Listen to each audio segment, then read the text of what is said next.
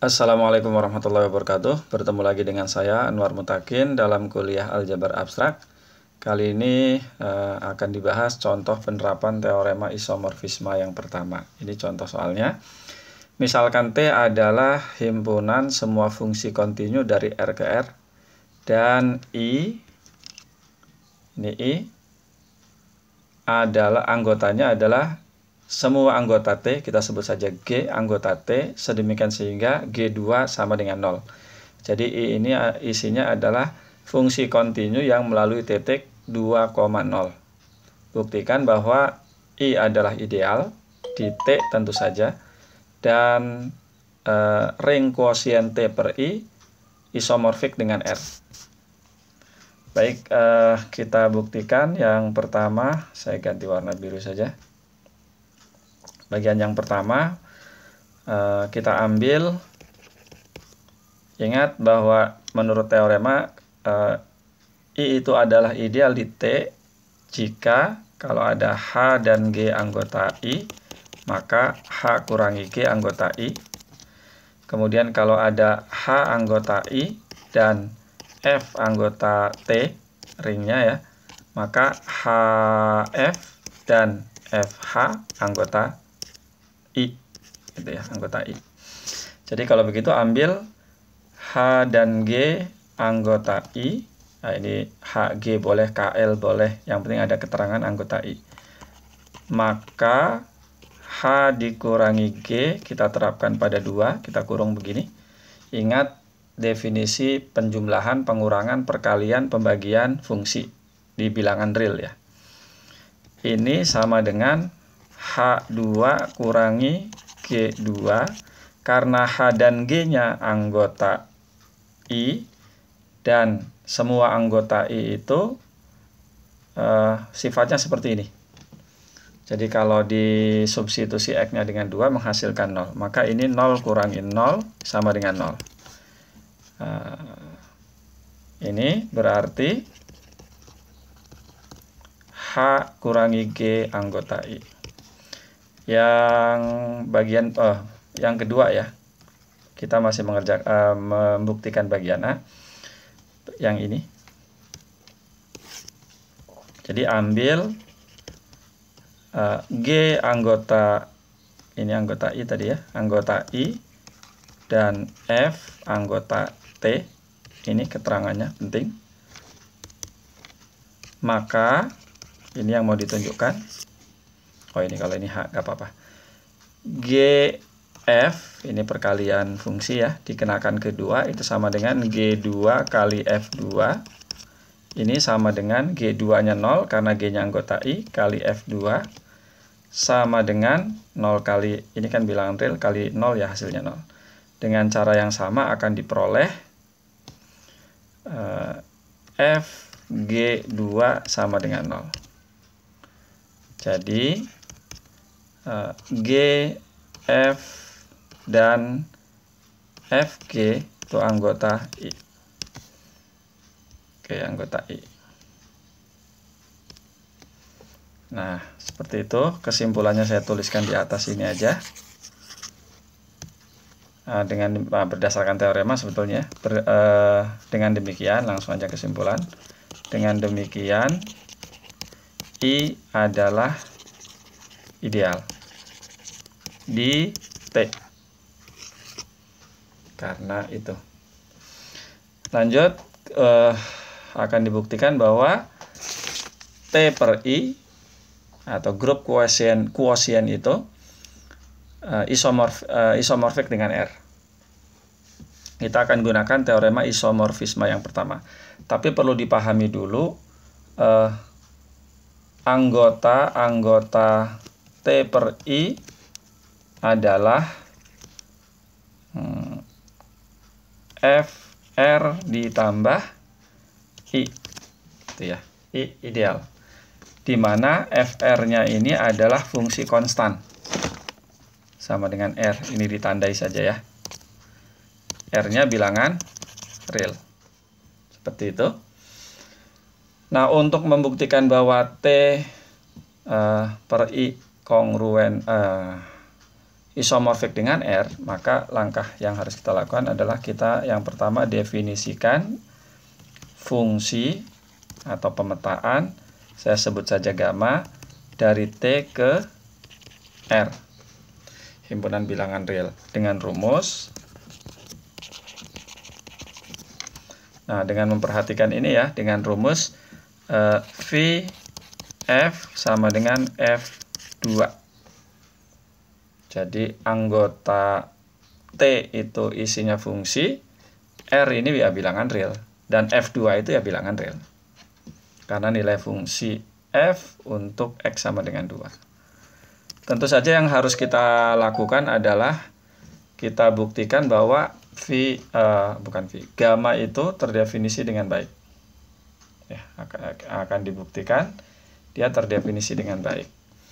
Oleh karena itu, bagian yang pertama ya,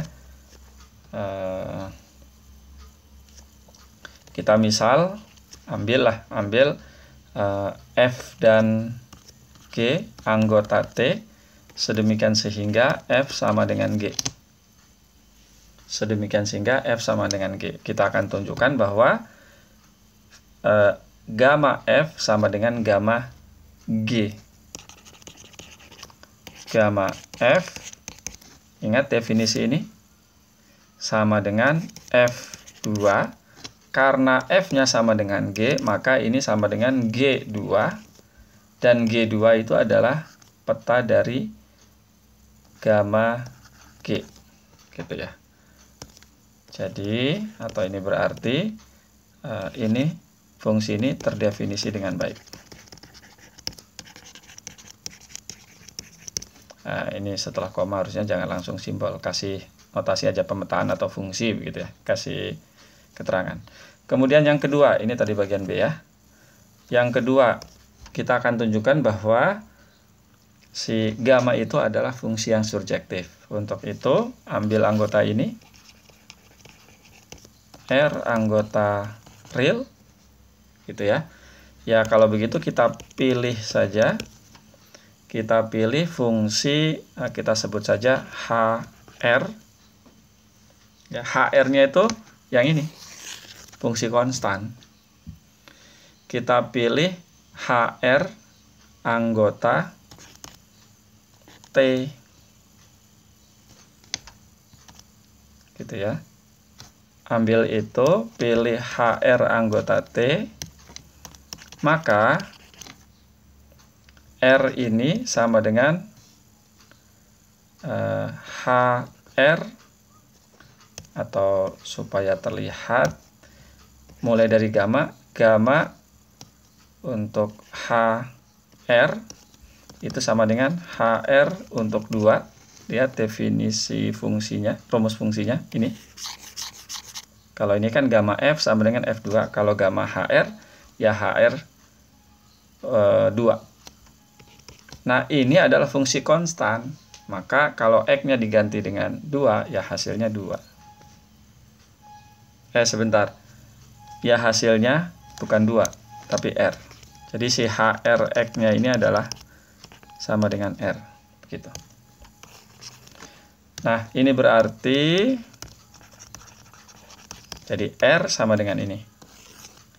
Ini berarti gamma adalah pemetaan atau fungsi yang surjektif. Nah, berikutnya yang ketiga kita tunjukkan bahwa gamma itu adalah homomorfisme. Nah, kita ambil F dan G anggota T ya. Maka gamma untuk F plus G itu kan sama dengan F plus G dikenakan kedua sama dengan F2 plus G2, dan F2 ini tentu saja gamma F, ini adalah gamma G.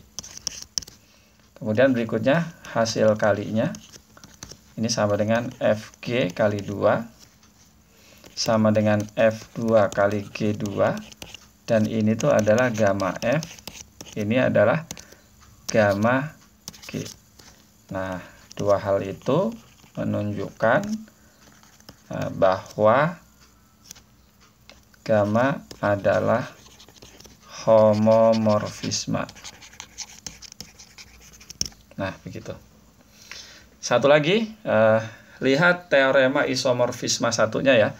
Jadi definisikan fungsi dari T ke R, tunjukkan dia terdefinisi dengan baik, surjektif, homomorfisme, dan tunjukkan I-nya itu adalah kernel. Gitu ya. Nah, berikutnya untuk menunjukkan kernel ya kita ambil saja anggota G. Misalnya G dan anggota I maksud saya.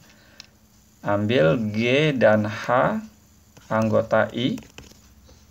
Ingat karakteristiknya G2 sama dengan 0 dan H2 sama dengan 0. Maka kita terapkan ke fungsi tadi. Oh, nggak usah 2, 1 saja. Ambil G anggota I, maka gamma G sama dengan G2. Dan G2 karena G-nya anggota I ini sama dengan 0. Dan 0 ini adalah identitas penjumlahan di R. Kalau begitu, I, ini kan ambilnya sembarang ya. I adalah kernel dari fungsi gamma.